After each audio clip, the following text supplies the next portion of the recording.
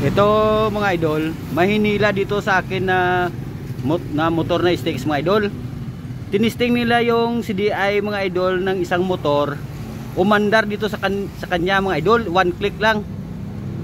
Oh, dahil kahit walang battery mga idol, one click lang yung isang CDI mga idol.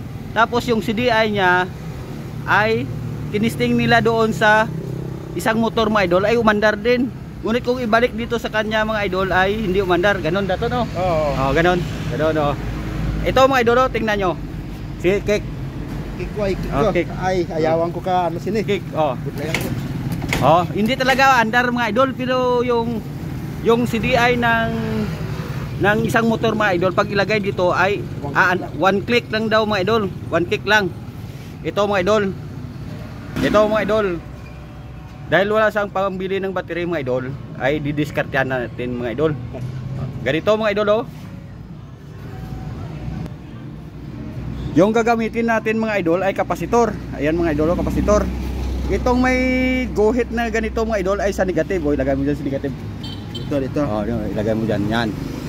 Dahil wala pa siyang pangbili ng battery mga idol, kaya ito muna kasi mas mura ito sa battery. Ayan. Tapos ito. Oh, yan. Ayan mga idol ha, tingnan natin.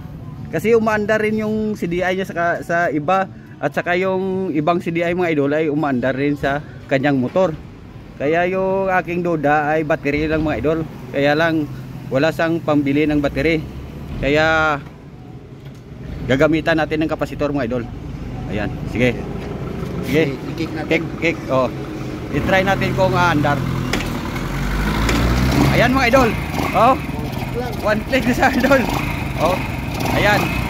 Ganon lang mga idol kung wala kayong pambili ng battery tapos hindi umandar yung motor nyo.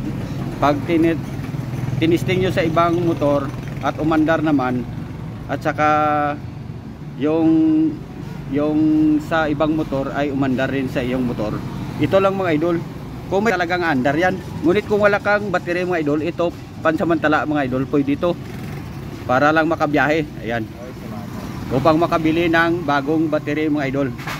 Ganon lang mga idol.